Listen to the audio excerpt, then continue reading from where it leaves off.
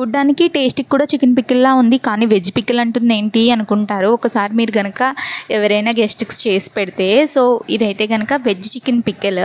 మనకి పన్నీర్ స్టోర్ అవి ఉంటాయి కదా! అక్కడైతే అమ్ముతారండి. ప్రాసెస్ అంతా చాలా ఈజీ. ఇదైతే గనక పన్నీర్ అక్కడ అమ్ముతారు కదా! ఇది ఏమిటంటే మనకి మిల్ మేకర్ ఉంటుంది కదా! దాన్ని ప్రాసెస్ చేసింది. దానికైతే గనక మంచిగా వాష్ చేసుకొని నేను ముక్కలు కోసేసుకుంటున్నాను. దీన్ని చిన్న చిన్న పీసెస్ కింద రావడానికి 4 పీసెస్ కింద. దీంతో నేను ఒకసారి చికెన్ కర్రీ టైప్‌లో కూడా వండి చూపించాననమాట.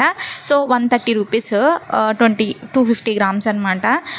టేస్ట్ వచ్చి చాలా బాగుంటుంది. మీకు చికెన్ తిన్నట్టే ఉంటుంది. దీంట్లో క్యాలరీస్ అవి ఏమి ఉండవు. ఫ్యాట్ పర్సెంటేజ్ కూడా ఉండదు. ప్రోటీన్ మాత్రమే ఉంటుంది. ఎవరైనా తినొచ్చు. ముందుగా ఆయిల్ అయితే వేసుకొని వీటిని అయితే గనక ఫ్రై చేసుకోవడానికి తీసుకున్నాను. ఎక్కువ ఆయిల్ పట్టదు. మనకి చికెన్‌లో అయితే ఆయిల్ ఎక్కువ లాగేసుకుంటుంది కానీ దీంట్లో అంత ఆయిల్ ఏమీ లాగేసుకోదు. మంచిగా ఫ్రై చేసుకోవడమే. వీటిని అయితే గనక ఇలా ఫ్రై అవుతున్నప్పుడు మధ్యలోనే మనం అల్లం వెల్లుల్లి పేస్ట్ అయితే గనక 2 స్పూన్స్ వేసుకుంటున్నాను నేను. ఎందుకంటే వీటికి నార్మల్‌గానే ఏ టేస్ట్ ఉండదు. ఇలా అయితే గనక మంచిగా ఇలా ఫ్రై అయితే చేసుకుంటున్నాను. ఇలా కొంచెం మనకు గోల్డ్ కలర్‌లోకి వచ్చిన తర్వాత కొంచెం ముక్క గట్టిపడిన తర్వాత అయితే గనక ఇలా అయితే గనక వేసుకోవాలి. చిన్న డిస్క్లైమర్ ఏంటంటేనండి, నా ఛానల్ వచ్చి వంటలక్క ఛానల్ కాదు. కొంచెం డిఫరెంట్‌గా ట్రై చేస్తూ పెడుతూ ఉంటానన్నమాట. మ్యాక్సిమం క్రాఫ్టింగ్ ఐటమ్స్ అయితే ఉంటాయి. అంటే ముందే చెప్తున్నాను, ఎవరైనా ఇది వంటలక్క ఛానల్‌ని సబ్స్క్రైబ్ చేసుకుంటారేమో, మళ్ళీ కంటెంట్ వేరేటప్పుడు కొంచెం అప్సెట్ అవుతారు కదా! బీ హానెస్ట్‌గా ఉండాలని చెప్పి నాదైతే కొంచెం డిఫరెంట్‌గా ఉంటే నేను ట్రై చేస్తూ ఉంటాను. లైక్ ఇలా పికిల్స్ అవి అనమాట. ఇప్పుడు నౌ డేస్‌లో ట్రెండింగ్‌లో ఉంది కదా పికిల్. అందుకని చెప్పి ఇలా ట్రై చేశానన్నమాట. కొంచెం వెజ్ తినేవాళ్ళు ఉంటారు. వెజ్ తినేవాళ్ళు కూడా పికిల్స్ తినాలనిపిస్తుంది కదా! అందుకని చెప్పి ట్రై చేశాను. టేస్ట్ అయితే మీకు చికెన్ పికిల్ కంటే బాగుంటుంది కంపల్సరీగా చెప్తాను నేనైతే. ఆల్రెడీ నేను చికెన్ పికిల్ కూడా తిన్నాను కాబట్టి చెప్పగలుగుతున్నాను నేను. ఇప్పుడైతే వెజ్‌లోకి మారిపోయాను అనుకోండి, అది వేరే విషయం.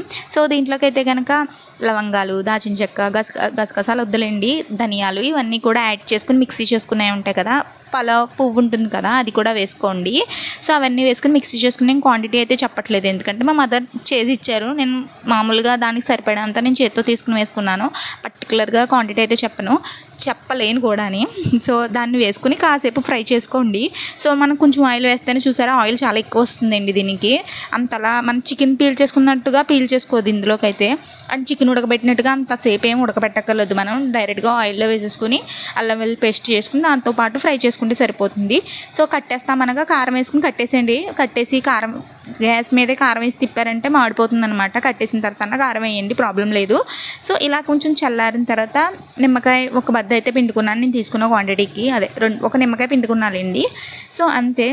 తర్వాత దానికి సరిపడినంత సాల్ట్ కూడా యాడ్ చేసుకున్నాను. అంతే, చాలా టేస్టీగా ఉంది.